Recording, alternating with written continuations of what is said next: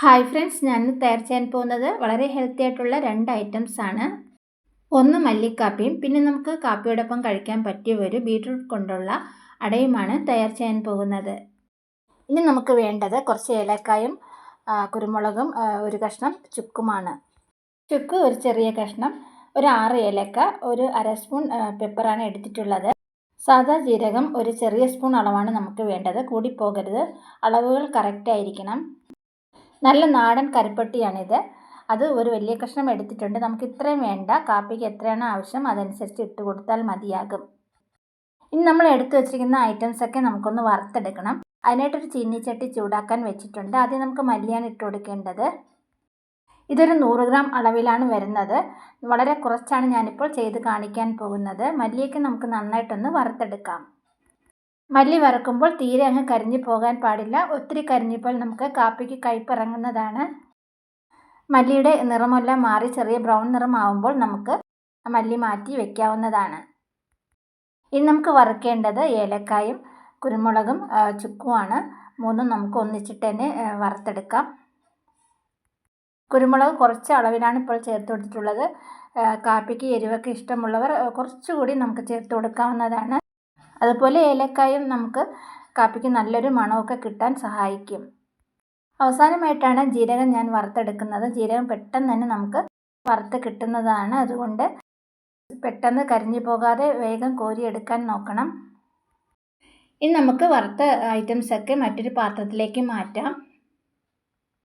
ഇനി ഇവയെല്ലാം നമുക്കൊന്ന് തണുക്കാൻ വയ്ക്കാം. തണുത്തതിന് ശേഷം ഒരു മിക്സിയുടെ ജാറിലോട്ട് മാറ്റി നന്നായിട്ടൊന്ന് പൊടിച്ചെടുക്കാം. ഞാനിപ്പോൾ മല്ലിയെല്ലാം പൊടിച്ച് കൊണ്ടുവന്നിട്ടുണ്ട്. ഇനി നമുക്കതൊന്ന് തണുക്കാൻ വയ്ക്കാം. തണുത്തതിന് ശേഷം മാത്രമേ കുപ്പിയിലേക്ക് മാറ്റാവൂ. തണുത്ത നമ്മുടെ മല്ലിക്കാപ്പി പൊടിയൊക്കെ ഒരു ജാറിലോട്ട് മാറ്റിയ ശേഷം നമുക്ക് യൂസ് ചെയ്യാനെടുക്കാം. ആദ്യം നമുക്ക് കുറച്ചളവിൽ ചെയ്ത് നോക്കിയാൽ മതി. നമുക്ക് ഇഷ്ടമായാൽ മാത്രമേ നിറയെ ഉണ്ടാക്കി വയ്ക്കാൻ പാടുള്ളൂ. ഇനി നമുക്ക് കാപ്പി ഉണ്ടാക്കുന്നത് എങ്ങനെയെന്ന് നോക്കാം. ഒരു 2 ഗ്ലാസ് വെള്ളമാണ് ഞാനിപ്പോൾ ചൂടാക്കാൻ വെച്ചിരിക്കുന്നത്. വെള്ളമെല്ലാം നല്ലതുപോലെ തിളയ്ക്കുന്നത് വരെ ഒന്ന് വെയിറ്റ് ചെയ്യാം. ഇപ്പോൾ നമ്മുടെ വെള്ളമൊക്കെ നല്ല തിളച്ച് വരുന്നുണ്ട്. നമുക്ക് 1 സ്പൂൺ പൊടിയാണ് ഇട്ട് കൊടുക്കേണ്ടത്. അതിനോടൊപ്പം തന്നെ ഞാനിപ്പോൾ കരിപ്പട്ടി പൊട്ടിച്ചത് 2 കഷ്ണം ചേർത്ത് കൊടുക്കുന്നുണ്ട്. മധുരം എത്രയാണ് ആവശ്യം അതനുസരിച്ച് ചേർത്ത് കൊടുത്താൽ മതിയാകും. ഞാനിപ്പോൾ 2 കഷ്ണമാണ് ചേർത്ത് കൊടുക്കുന്നത്. ഞാൻ ഒത്തിരി മധുരം ഇഷ്ടപ്പെടുന്ന ഒരാളാണ്. അതുകൊണ്ട് ഞാൻ കൂടുതലും ചായ ആയാലും ശരി തന്നെ കാപ്പി ആയാലും ശരി തന്നെ കുറച്ച് മധുരമൊക്കെ കൂട്ടിയിട്ടാണ് കുടിക്കാറുള്ളത്. കരിപ്പട്ടി അലിയുന്നത് വരെ നമുക്കൊന്ന് ചൂടാക്കണം. അതിനുശേഷം നമുക്ക് സ്റ്റൗ ഓഫ് ചെയ്യാവുന്നതാണ്. ഇപ്പോൾ നമ്മുടെ മല്ലിക്കാപ്പിയൊക്കെ റെഡിയായി കഴിഞ്ഞു. ഇനി നമുക്ക് ഗ്ലാസ്സിലോട്ട് ഒഴിക്കാം. വളരെ ഹെൽത്തി ആയിട്ടുള്ള ഒരു ഐറ്റമാണിത്. മല്ലിയുടെ ഗുണഗണങ്ങൾ നമുക്ക് എല്ലാവർക്കും അറിയാവുന്നതാണ്. എന്നാലും ഞാനൊന്ന് പറയുകയാണ്.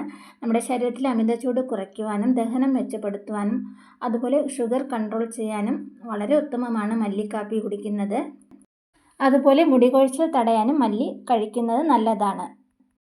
ഇനി നമുക്ക് കാപ്പിയോടൊപ്പം കഴിക്കാനായിട്ട് ഒരു അടയാണ് തയ്യാറാക്കേണ്ടത്. അതിനായിട്ട് ഒരു 1.5 ഗ്ലാസ് ഗോതമ്പ് മാവാണ് ഞാനിപ്പോൾ എടുത്തിട്ടുള്ളത്. ഇനി മാവിലേക്ക് നമുക്ക് കുറച്ച് ഐറ്റംസൊക്കെ ചേർത്ത് കൊടുക്കാനുണ്ട്. ബീട്രൂട്ടാണ് ഗ്രേറ്റ് ചെയ്ത് എടുത്തിരിക്കുന്നത്, സവാള കൊത്തി അരിഞ്ഞത്, പച്ചമുളക് അരിഞ്ഞത്, കുറച്ച് കപ്പലണ്ടിയും ഉപ്പുമാണ് എടുത്തിട്ടുള്ളത്.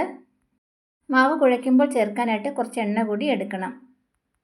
ഇനി നമുക്ക് മാവ് കുഴയ്ക്കാനായിട്ട് തുടങ്ങാം. ഇപ്പോൾ മാവെല്ലാം ഒരു പാത്രത്തിലോട്ട് ഇട്ട് കൊടുത്തിട്ടുണ്ട്. മാവിലേക്ക് നമുക്ക് ആദ്യം ഇട്ട് കൊടുക്കേണ്ടത് ഉപ്പാണ്.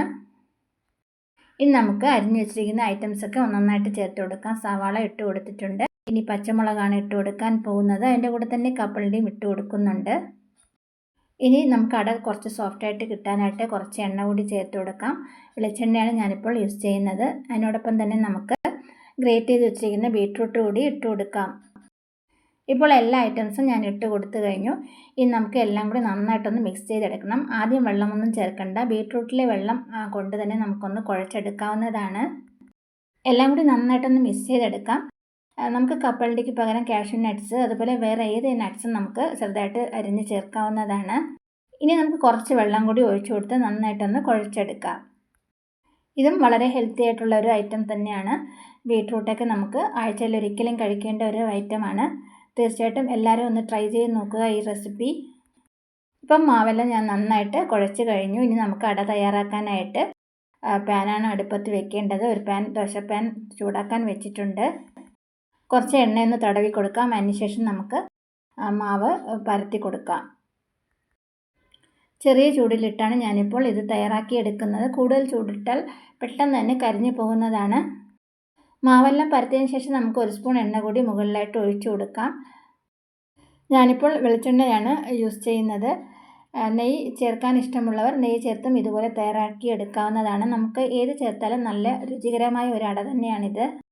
ബീട്രൂട്ട് അല്ലാതെ തന്നെ നമുക്ക് ക്യാബേജും അതേപോലെ ക്യാരറ്റൊക്കെ വെച്ച് ഇതുപോലെ തയ്യാറാക്കി കഴിക്കാവുന്നതാണ്.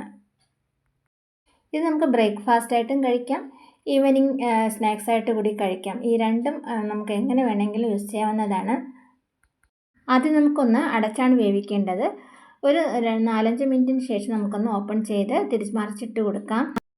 ഞാനിപ്പോൾ 2 അടയ്ക്കുള്ള മാവാണ് തയ്യാറാക്കി എടുത്തിരിക്കുന്നത്. ഇപ്പോൾ ഒരട ഞാൻ തയ്യാറാക്കി എടുത്ത് കൊണ്ടുവന്നിട്ടുണ്ട്. അത് കഴിഞ്ഞാൽ അടുത്ത അടയും കൂടെ നമുക്ക് ചെയ്തെടുക്കാവുന്നതാണ്. അതേപോലെ നമുക്ക് പച്ചമുളകിന് പകരം ചിലർക്ക് പച്ചമുളകൊക്കെ കഴിച്ചത് വയറിന് എരിച്ചിലാണെന്ന് പറയും. അതിന് പകരമായിട്ട് നമുക്ക് ക്യാപ്സിക്കം ഉപയോഗിക്കാവുന്നതാണ്. നമ്മളെപ്പോഴും ഫുഡ് തയ്യാറാക്കുമ്പോൾ കഴിവതും ഹെൽത്തി ആയിട്ടുള്ള ഐറ്റംസ് നോക്കി തയ്യാറാക്കാൻ ശ്രമിക്കുക. ഞാൻ നേരത്തെ ചെയ്ത മല്ലിക്കാപ്പിയൊക്കെ വളരെ നല്ല ഒരു ഐറ്റമാണ്. വയറിന് എരിച്ചിലും പിന്നെ വയറ് പുണ്ണായിട്ടൊക്കെ ഉള്ളവർക്ക് ഈ മല്ലിക്കാപ്പി കുടിക്കുന്നത് വളരെ നല്ലതാണ്. പിന്നെ നമുക്ക് വയർ കുത്തി ഉളച്ചിലിനും ഈ കാപ്പി വളരെ നല്ലതാണ്. അങ്ങനെ വരുമ്പോൾ കാപ്പി പെട്ടെന്ന് തയ്യാറാക്കി കുടിക്കുമ്പോൾ വയറിന് ശമനം കിട്ടുന്നതാണ്. ഞാനിത് വെറുതെ പറയുന്നതല്ല.